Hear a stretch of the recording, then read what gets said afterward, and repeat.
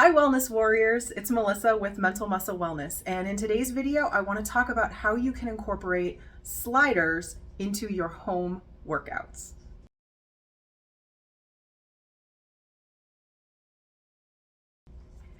So if you've seen any of my content, either here on YouTube or on my blog, you probably know that I'm a huge fan of at-home workouts. They are inexpensive, they're very easily accessible, and they are able to be done whenever you have the time versus driving to the gym and needing to schedule an extra half an hour for a shower and things like that. The downside to home workouts, though, is that most of us are not able to afford an entire gym full of equipment. So, sliders are a really great option that you can add into your exercises when you need a little bit of challenge, and again, you either don't have the money or you don't want to spend the money on more equipment.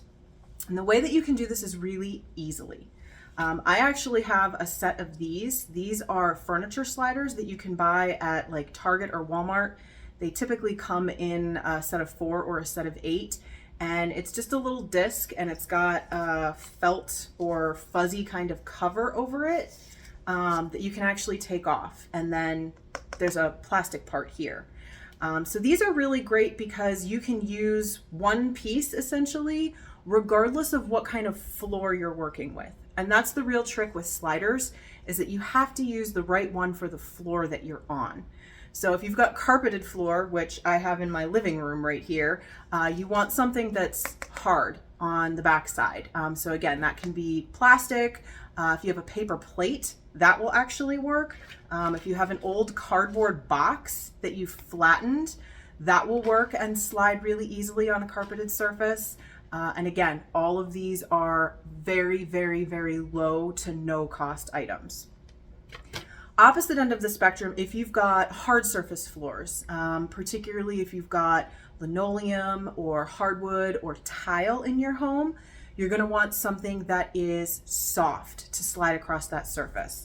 So again, with a furniture slider, you're going to want to put that cover back on it. And of course, now I'm going to struggle with it and use that fuzzy side to slide across whatever floor you have. If you don't have the furniture sliders and you don't want to buy them, all you need is a washcloth or a towel. So again, anything that has that sort of soft surface that'll slide across something slick really easily will get the job done for you. The way I generally like to use sliders in workouts is to add some sort of challenge to traditional strength exercises that utilize our larger muscle groups. Again, when we're working out from home, those tend to be the muscles or the exercises where we have a more limited weight range or amount of equipment that we're working with. So for example, when you're doing bicep curls, you're really just focusing on, one little muscle right here. You can really kind of key in on the weight that you need for that particular exercise. When you're doing something for the larger muscles in your back, your rhomboids, your latissimus dorsi, even your trapezius, again, these are very large muscle groups. They control a lot of different movement and motions. You may need a much larger range of weight.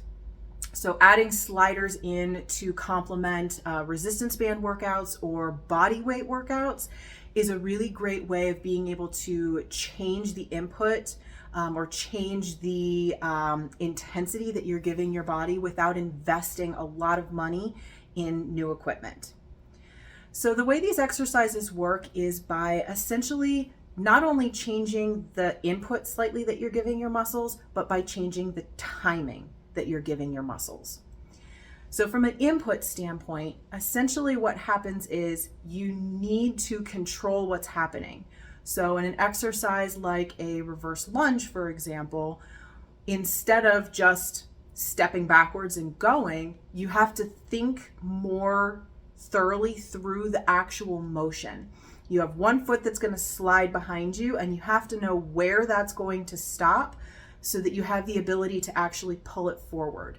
It requires a lot more thought. It requires a lot more muscle input. You need to make sure that your core is engaged. You're going to activate all of the smaller muscles in your lower body. much more thoroughly and efficiently with a slider reverse lunge than you would with just a standard reverse lunge. And your timing needs to be on point.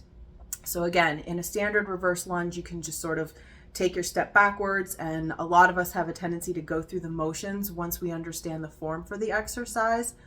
But again, adding the slider forces your brain to think about how quickly you're doing something. You have to slow down when you use a slider in these exercises, which changes the tempo of the exercise. It changes the time under tension.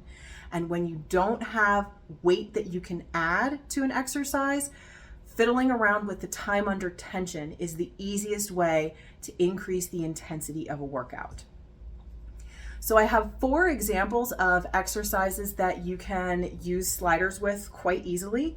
The first one is a lateral lunge. In the lateral lunge, you keep your stationary foot as you normally would, and you're going to place the balls of your feet on the side that is going to be stepping or sliding out squarely on whatever you have that you're using as the slider. In the videos, I'm using my furniture sliders to demonstrate, but again, if you've got a paper plate or a cardboard box or a washcloth, depending on your floor, any of those will do the same thing.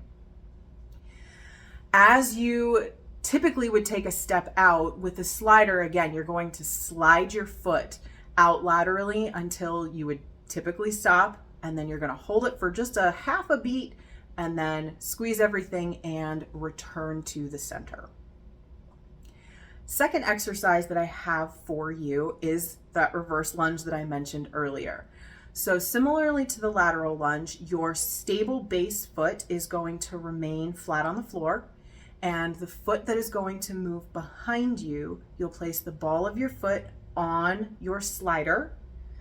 And again, you'll step back into that lunged position, nice and slow and steady, and then back up front, making sure to keep your core engaged the entire time. So those are 2 great exercises to add in for your lower body. And then I also have 2 for your upper body.